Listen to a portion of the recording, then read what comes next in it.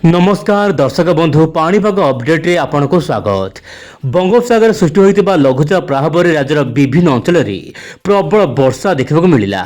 एवं राज्यर केतक अंचल पुणी थे वर्षा बढ़ावा पाग अनुकूल हेबो। एपटे बंगोपसागर सृष्टि हो पारे आउ एक लघुचाप बोली मॉडल माने आशंका कले। तेज कौन रपाग रूपरेख आगामी 24 घंटा आसतु आज छोट अपडेट आलोचना करवा। दर्शक बंधु आप देखिपे बर्तमान मोबाइल स्क्रीन में बंगोपसागर सृष्टि होइतिबा लघुचाप बर्तमान बादल मात्रा बढ़िबार लागिछि एवं लघुचाप वर्तमान बिहार आखपाख अंचल में केन्द्रीभूत होइछि एवं मौसुमी बायु जेहेतु सक्रिय रहिछि एहा सहित जड़ित ट्रफ रेखा ओडिशा पर्यंत लंबी जाइछि जहाँपाई कि ओडिशा केतक अंचल में वर्षा देखा मिलुछि।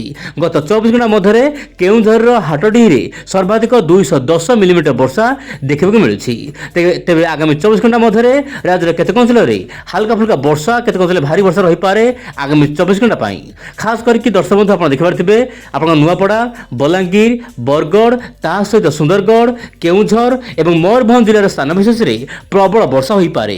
बाकी समस्त जिला गुड़िक पाग शुखला रहा भा कौटे वर्षा हेब बादल बाहर झिपझिप वर्षा हो पारे जेहेतु मौसुमी बायु सक्रिय रही।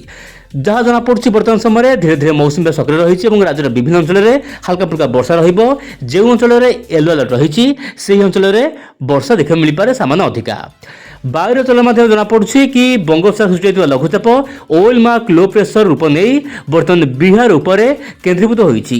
आप जानते उत्तर पश्चिम भारत में बर्तमान शुष्क पाग देखा मिलूँ जमीक आप जानते जो रोचे आपंकर मैंगलोर बेंगलोर दक्षिण भारत कर्णाटक रयलसीमा विदर्भ यह सब राज्यर विभिन्न अंचल में गरम गुड़गुड़ अनुभूत होता किंतु यह लघुचाप प्रभाव में कि दक्षिण पश्चिम वायु आसो जहाँपाई कि अनेक राज्य में वर्षा हो किंतु ओडिशा रे मौसुमी बायु दुर्बल होवार संभावना नहीं।